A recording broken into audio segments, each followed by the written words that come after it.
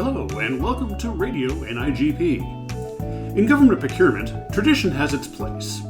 But progress only happens when we're willing to think differently. Thinking differently means asking why, not just how.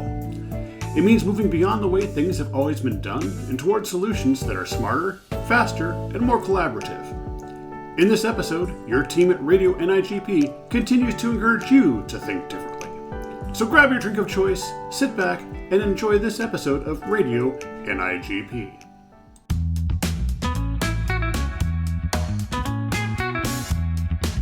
Good afternoon, everybody.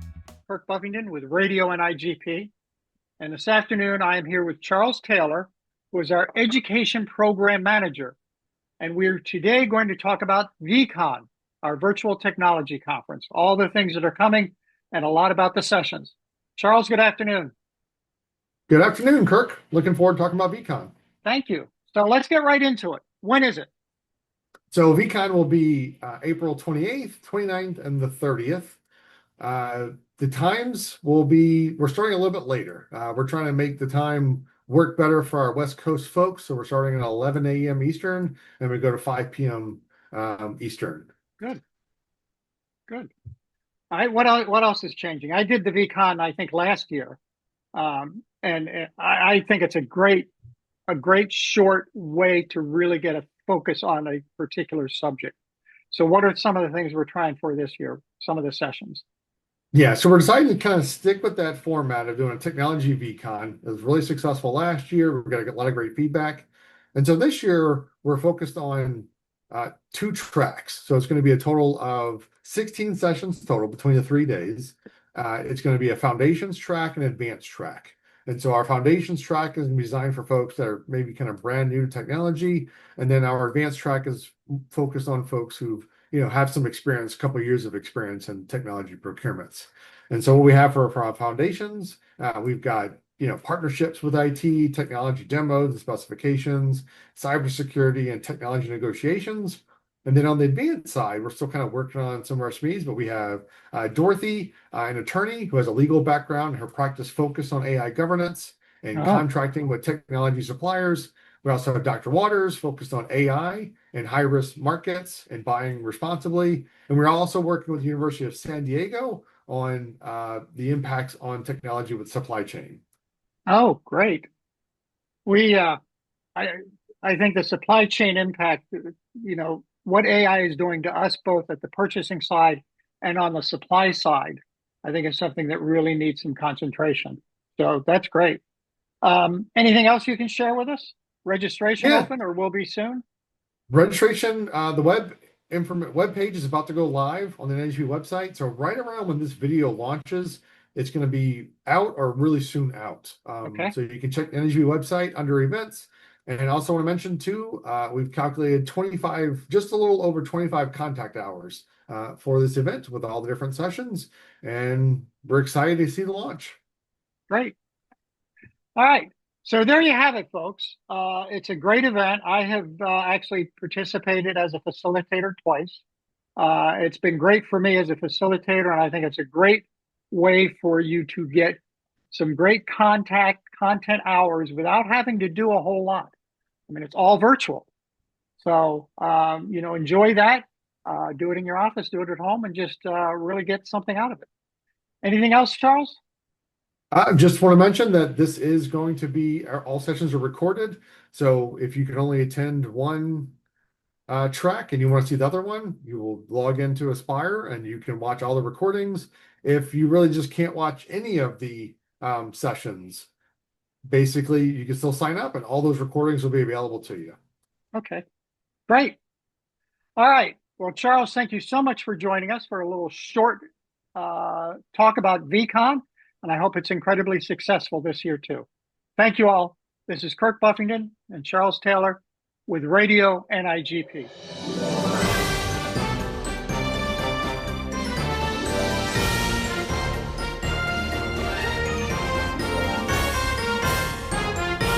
Greetings, viewers. This month on Legally Speaking, Valerie and Mike and I are here to talk to you about kind of what is the way that you know that a contract has really been signed. one of the elements that we all know that are needed to make a binding contract includes some evidence of intent to be bound, right? A party has to manifest their agreement to a contract. And the question that comes up often is, well, can it be an electronic indication? Can we do this without any signature? Can we do it maybe just by pushing a little box on the screen or pushing a button? That's the question that we want to talk about today. Now, let me lay out just a little bit for you in terms of what the law across the country looks like. By the way, I'm going to start out with the premise that an agency can choose to stick with vellum paper and wet ink signatures if they want to, but to refine the question, it's more if they want to rely on electronic means, can they?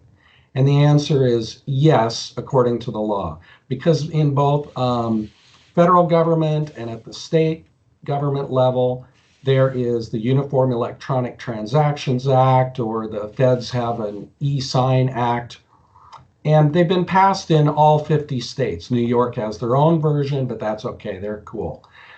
They all basically say the same thing, and here's what they say. A record or a signature really is not going to be denied any legal effect just because it's electronic. Electronic is fine. It's just another way that you can capture that indication that someone is agreeing to a contract. And they usually go on to talk about what counts as a signature, an electronic signature. And it's a pretty expansive definition that talks about any electronic process attached to or even logically associated with a record. It's something that shows that they intended to sign.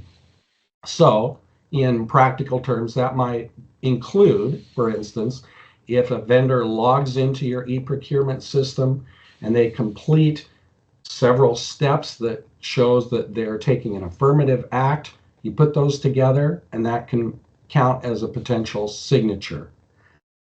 They don't even necessarily have to do that whole DocuSign flourish or something else like that.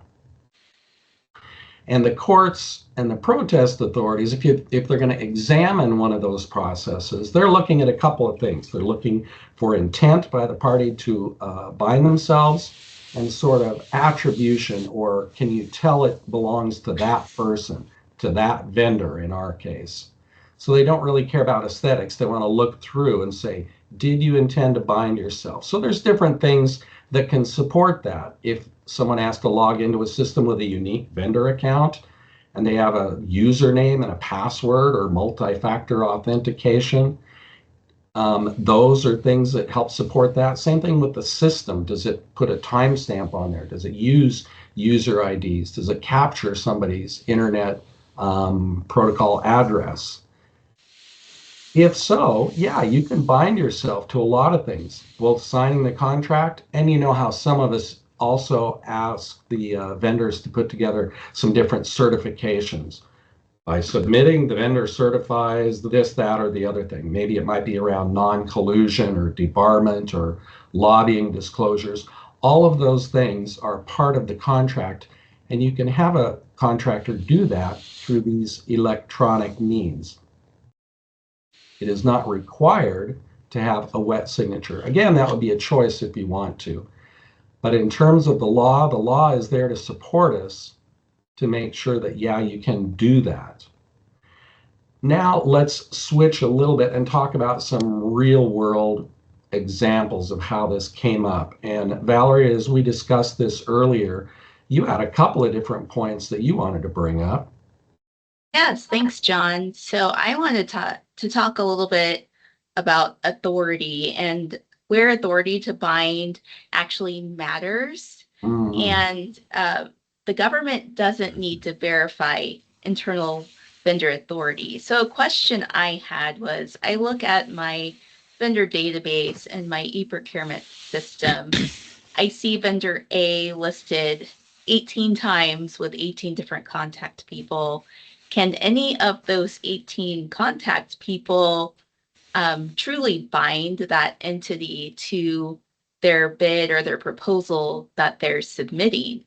And the government doesn't need to verify the vendor authority if the solicitation submission binds the vendor and the user account is designated as an authorized representative, then that vendor is generally bound, even if that person shouldn't have had authority to do it. And that's generally been upheld by courts. And when you think about apparent authority as government agencies, that often doesn't apply to us in the same way that it's going to apply to a vendor, contractor, or supplier submitting a bid or a proposal. And it's generally not a defense against the agency to say, well, we aren't bound to that because that person didn't have authority to submit it. Now, That this, makes sense, yeah, that it sounds like it's their problem, their internal problem to work Right. out and not the government's. that is Yeah. absolutely correct. And this also made me think about the fact that we started taking electronic submissions back in 2016. And I think what we really did was we just took everything we already had and we just said, but now you can submit electronically. But we didn't look at the language in our actual documents and changing it to not say, on the acknowledgement page, you, by submitting or signing this acknowledgement form, you're agreeing to be Mhm. bound. And what it made me realize 10 years later is, wow, we need to go back and look at all of our documents and make sure things are updated to make it very clear what constitutes the intent to be bound, which is the submission, not the signature. Mike, what would you add about the language and the controls for that aspect? And even as you're thinking about that, Mike, let me throw in one more piece for you to noodle on. During COVID, my agency, we had to do a whole bunch of contracts, hundreds and hundreds of contracts with small businesses, and we were actually giving them some support, some grant support. And we set up a system where they went in, and it was like what Valerie was talking about. We obsessed about the language right next to their place to assent, and it was just a checkbox. They didn't have to sign or do anything like that. They just all went in, and we thought that was good as long as we got the language right. What do you think about that? Yeah, I think that's the key that people need to understand is that the amazingly enough in this area the law is ahead of people, right? Because there are a lot of people out there who still want to see ink signatures and still want to have this verification or that verification, but the law is actually very flexible. And like Valerie and John, like you said, it's about what your intent is and whether there's sufficient evidence that you intend to be bound, right? And I think the evolution that's happening, I started doing electronic submittals of offers or bids, if you want, back in 2005. And by 2006, if you wanted to submit it in paper, we charged you because we had to convert it to electronic, right? Because we didn't have paper anymore. And now we don't have any paper. So there's this interesting evolution that's happened where people said, well, maybe we can do an electronic signature, and then they like created the same forms and the same documents, but then they scanned them or they printed them to PDF. And now it's getting to the point where there is no document. There are only screens and fields and checkboxes and things like that. So if you were to go to print it, there's not necessarily even anything to print except a series of screens, right? But it still evidences that intent to be bound. The law has that flexibility in it, and it goes to that concept of uniform codes, like it's the Uniform Electronic Transactions Act, just like it's the Uniform Commercial Code. And in both of those areas, the goal of the law is to enable people to conduct business easily, right? And to do what they intend to do and not to throw up artificial barriers, right? Sometimes you need to verify it, sometimes you don't. I mean, if we go back long enough into history before there were signatures because people didn't know how to write, if you wanted to transfer a piece of land, you had to have witnesses and you had to take a piece of dirt and go to the site and convey a piece of dirt to the other person's hand, right? And then they eventually realized, well, enough people can write now, but we're not sure, so let's put a wax seal on it. And then they said, well, we don't need wax seals anymore. We just need somebody that's a notary to put a rubber stamp on it.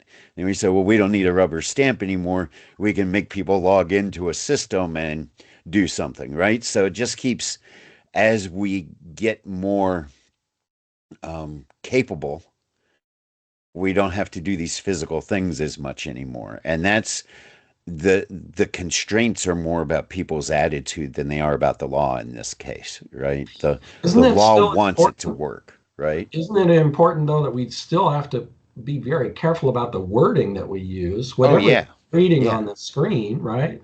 Right. We still want to make sure that we're evidencing our intent, right? That's the key, is, are we evidencing our intent? And we want to make sure that the vendors understand that they're evidencing their intent too. It's one of those fun ones. I haven't always, but I've sometimes said to my lawyers, why do you care if I sign it? All I care is if they sign it, because all I want is their intent to be bound, right? The fact that I'm performing and paying them evidences my mutuality, right? Why do I even need to do anything, right? Just give me their signature. Well, they want my signature. That makes sense, right? So you have to have a system that meets everybody's needs, right? That they're willing to accept as our intent, and that we're willing to accept as their intent. So that's where the language makes the difference, right? You have to express it in a way that both parties understand and agree. And that's really all the law is looking for, is, do both parties understand and agree? And that got me to thinking, sometimes in solicitation documents, I've seen some additional language that says, we allow electronic signatures. Would you opine that that's necessary when the law already says it's possible? Yeah. So it's kind of like signing in. Oh, I forgot the phrase now. When you sign separate documents, but you don't sign the same one. Counterparts. Yeah, when you sign in counterparts, it's basically whether you agree to it or not. I think it makes it clear that electronic signatures are okay, so there's nothing wrong with that. Yeah. But whether it's necessary, I don't think it is if there's sufficient other evidence, right? It's a good idea. I mean, you always want it to be as clear as possible. Right. So sure, make your solicitation document as clear and consistent with the contract as you can. Yep. Yeah, I think that's the key, is to be clear and to make sure everybody's comfortable with the way the transactions work. And we, in my jurisdiction right now, we use DocuSign. We use DocuSign because it creates confidence with everybody. I think a checkbox is just as good as DocuSign if you have sufficient logins and everybody agrees. But with DocuSign, we didn't have to allow people to go into our system. So we had some security issues that were resolved, and there's all these other perspectives on how you do this, right? If you make things too electronic, then people have to have access to each other's systems, and then you have security issues. So you have, do you need a third party to engage in there and verify this through, like they do with bonds or like they do with DocuSign, right? So a lot of considerations, but the law basically wants it to work. So yeah, I don't know, Valerie or John, did you have anything else you wanted to add?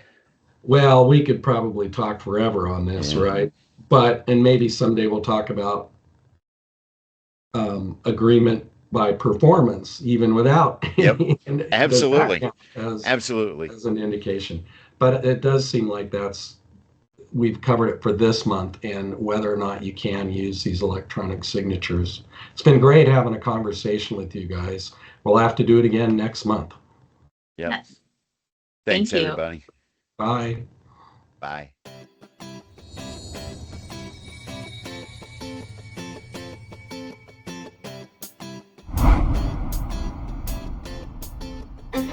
Everyone thinks they know us, but they don't. We're more than meets the Buckeye. If you're one of us, you already know. We're the #1 soccer team in the U.S. #1 for fashion professionals in the U.S. A top 10 culinary destination in the world. A beautiful contradiction. the #1 ranked science museum 4 years in a row, and a top 10 ranked bar scene. A top 5 city for young professionals. And game day traditions that go way back. Can a place this unreal actually be real? Yes, Columbus. In just 6 short months, the NIGP community will come together once again to experience a new era where the future of public procurement takes shape. This time in the vibrant, energetic, and history-rich city of Columbus, Ohio. And yes, you did hear that right. Columbus isn't just Ohio's capital, it's officially the 14th largest city in the nation, home to nearly 1 million residents and a whole lot more than meets the eye. Columbus is a destination that surprises you in the best way. It's a city built on innovation, fueled by diversity, and packed with experiences that make every visit memorable. Let's start with the fun stuff. Whether you're a first-timer or a seasoned forum veteran, you'll find no shortage of things to see, taste, do, and explore. Take the Center for Science and Industry, for example, recently crowned USA Today's Best Science Museum for the 5th time. It's interactive, immersive, and perfect for anyone who loves to learn by doing. And trust me, procurement folks, you're not going to want to miss their hands-on exhibits that make complex ideas simple, engaging, and just downright fun. Now, if food is your love language, and let's be honest, whose isn't? Then welcome to paradise. Columbus boasts more than 200 restaurants and bars that are easily accessible from the convention center. So whether you're craving international flavors, a creative cocktail, or perhaps just something quick and delicious between sessions, the culinary scene here has you covered. And here's a little trivia to wow your coworkers later. Columbus is known as the test kitchen capital of America. If your favorite fast food chain is experimenting with a new menu item, odds are it's being tested right here. This is also the birthplace of 2 American iconic chains, Wendy's and Buffalo Wild Wings. And honestly, what more justification do we need to love the city? But food is just one slice of the story here. Columbus is also a bona fide hub of learning, talent, and team spirit. It's home to over 20 institutions of higher education, and of course, the legendary Ohio State Buckeyes, with the 3rd largest college football stadium in the entire country. OH? I'm just going to assume you said IO out loud. Now, let's talk logistics. Columbus makes it incredibly easy to get where you need to go. With abundant ride shares and the Central Ohio Transit Authority, transportation around the city is efficient, modern, and reliable. A far cry from the city's roots, when Columbus was once known as the buggy capital of the world. We've certainly come a long way from horse-drawn carriages, though that might have made for some interesting forum commute stories. Whether you choose to stay at the convention center or venture out into the many neighborhoods, restaurants, parks, museums, cafes, and entertainment districts, rest assured, you'll have options, and lots of them. And that's really what Columbus is all about: choice, diversity, community, and innovation. A city that reflects the same values that we hold in public procurement. So get ready. This August, all eyes are on Columbus, and Columbus is ready to welcome all of us. Stay tuned, stay inspired, and start planning for a new era. We'll see you next month for a quick look at getting to the conference, covering travel logistics, funding for conference participation, and much more. But wait, what about the rest of Ohio? Columbus is an amazing city, it's true, but there are lots of wonderful places in Ohio that visitors shouldn't miss. If you're planning vacation time while you're in Ohio for the 2026 Forum, I have good news. You can get to anywhere in Ohio by car from Columbus in 3 hours or less. Hang on to your hat, we've got lots to talk about. First, let me tell you about Cleveland and Northeast Ohio. Music and arts lovers can visit the Rock and Roll Hall of Fame and Playhouse Square, the largest performing arts center in the U.S. outside of New York City. If you're into science and learning, check out the Cleveland Zoo and the Great Lakes Science Center. If sports are your thing, a Cleveland Guardians game is right downtown, and about an hour south is Canton and the Pro Football Hall of Fame. While you're down in Canton, you can check out President William McKinley's monument Presidential Library and Museum, honoring one of 7 former U.S. presidents born in Ohio. Many small, interesting communities like Canton with rich histories are waiting in Northeast Ohio for you to explore. Next is Southeast Ohio and the beautiful foothills of Appalachia. The beauty of nature is the biggest draw here, with 15 state parks, 3 nature preserves, and 7 state forests to enjoy. The crown jewel is Hocking Hills State Park in Logan, home to Old Man's Cave, Ash Cave, and Cedar Falls. Another highlight is the Wilds, a nonprofit safari park and conservation center.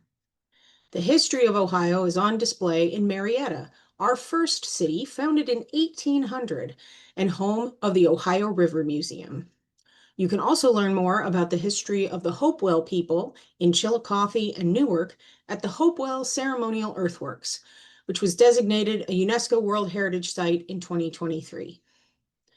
Southwest Ohio is home to our third Big C city, Cincinnati, and its neighbor Dayton. Cincinnati sits on the beautiful Ohio River, so prepare for a relaxing riverboat cruise to get dinner and check out the skyline. You can visit cultural gems like the Cincinnati Museum Center, the Zoo and Botanical Garden, and the National Underground Railroad Freedom Center.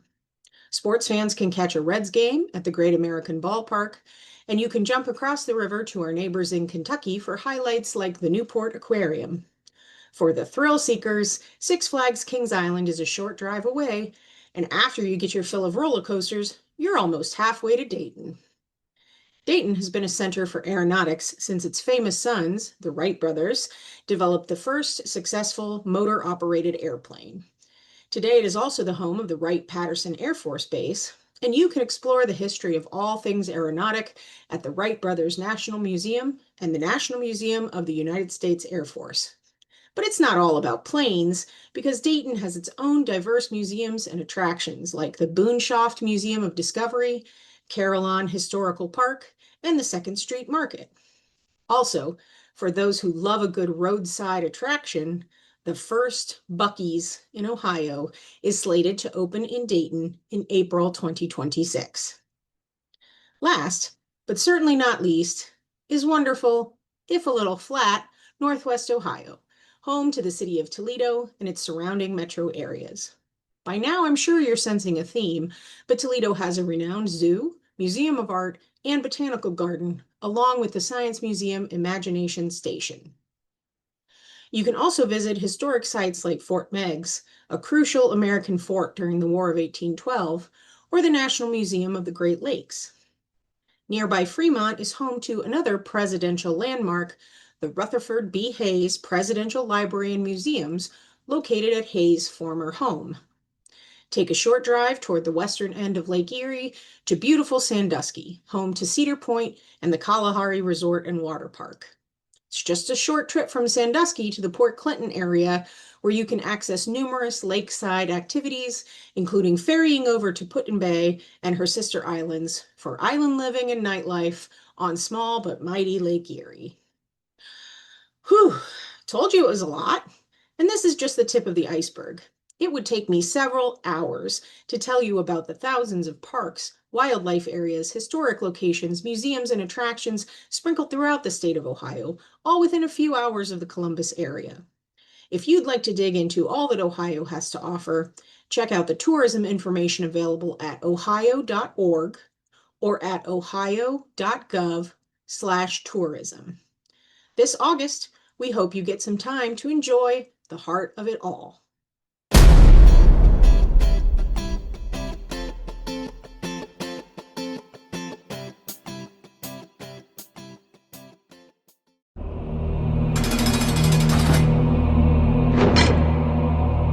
Happy New Year. This recording is my first in a few months, and I just want to share with y'all I'm happy to be back. And this conversation is coming to you courtesy of Bellingham, Washington. As we are talking about artificial intelligence more and more these days, it would be terrible for us not to bring it up when we have a show about flexibility. And so that is what I'm here to talk to you about. So what happened in Bellingham? Well, let me preface this with this. The article does not name the person. The city chose not to release the name of the person that performed these actions. However, I've made the assumption that it's not the procurement officer, that it had to be someone that the procurement officer was using as a resource, maybe as a primary source, subject matter expert, end user, something like that. So what this person did was they were writing the scope of work, and they went into ChatGPT and placed a prompt that said, help me write this specs or this scope of work so that this company A would be successful. And then they wrote another one saying so that company B would not be successful. Boil it all out. What ended up happening was company A won, and they won even though they were $1 million over. There would have been $1 million savings if they had gone with company B. And so, of course, the suppliers did what suppliers do and issued a FOIA request. And what they turned up with was the prompt from ChatGPT that said, basically, let's skew how this process is going to work. So what does that mean for us? That means that basically, as a procurement officer, we have a responsibility to drive discussions about artificial intelligence in our processes. It is always our responsibility to ensure that every scope of work that leaves our desks in a solicitation is fair, is reasonable, it is accurate, it is not overly restrictive, it's not arbitrary, and it's not skewed to a particular vendor. Okay? Also, it's our responsibility to make sure that we have these conversations with the people that are in these processes with us. So when you're charging your panel, you might want to say, this is how we can use artificial intelligence. This is how we cannot use it. And specifically, I'm going to tell you, I know full and well that we have end users who will put people's offers in ChatGPT, all of them, and tell them to analyze it and help you rank them according to what you've asked them to submit or your evaluation criteria. Now, it's the easy way out, but we all know that ChatGPT is not the most reliable source, and not just ChatGPT, y'all, I'm tongue-tied. Artificial intelligence, because it's relying on what we know, but not only what we know, but what everybody knows, and it's a collective. And it's not the most secure. So think about this. Once you've uploaded those private and confidential documents in the ChatGPT, they become property of ChatGPT. And we are supposed to be holding this information confidential. We're trusted partners to our supplier community, and where they have trade secrets, we're supposed to be holding those close to us. So you need to have those conversations with your end users and your evaluation panel. Finally, something else that I need for you to think about when it comes to the use of AI is those note takers. I personally have a big problem with the use of note takers in our meetings. When you show up and 6 other people come in, and then 6 other people come in for the note takers, it's the most annoying thing in the world to me, only because I'm thinking about the fact that these note takers are keeping records or making records for us that we may not intend to be made. If we're having a conversation, our conversation cannot be called into a document request, which is essentially what FOIA is. Now, once your note taker makes it, it is a document that can be called in a FOIA request. So think about that as you are moving forward with any meeting, but particularly your evaluation panel meeting, because all of that is supposed to be secret until you make an award. And even following that, you don't necessarily release every single thing, right? We tell our evaluation panels to be careful, shred notes, do all of these things so that we don't have access to it anymore, and so that we can protect the interests of our suppliers, because it is our responsibility as trusted stewards of the public resources. I say all that to say, be careful. Y'all, be very careful. And pay close attention to what your end users are doing inside of your procurement processes. We are the gatekeepers. Now, I bring this segment to you because I actually love, as you all know, talking about these ethical conundrums and breaking down these news articles, and because I may look good in these little polka dot things that's going on in my shirt, but I'll never look good in orange. Thank you all so much. I'll see you all soon.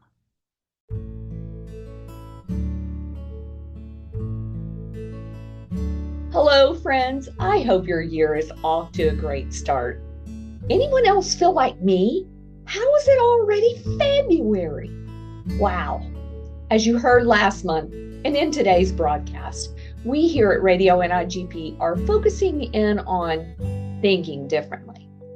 You've heard us talking about everything from AI to new methods for construction delivery success.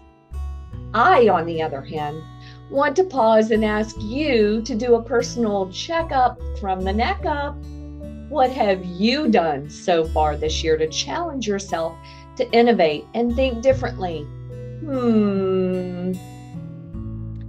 Sometimes we have such great intentions, but we stay so busy in our comfort zone that we don't challenge ourselves beyond that. I mentioned an Albert Einstein quote last month that I believe bears repeating. We cannot solve our problems with the same thinking we used when we created them. Let's try to push towards embracing risk, of course within safe and acceptable limits. Let's seek those diverse perspectives and take the time to read case studies or white papers to broaden our learning. Take a class. Test out that emerging technology that might seem a little intimidating. Query your network and see what they're doing. Sometimes learning what works well or doesn't work so well from others gives us that comfort we need to branch out. You've got this. Until next time, friends, keep making that magic happen and challenge yourself to think differently.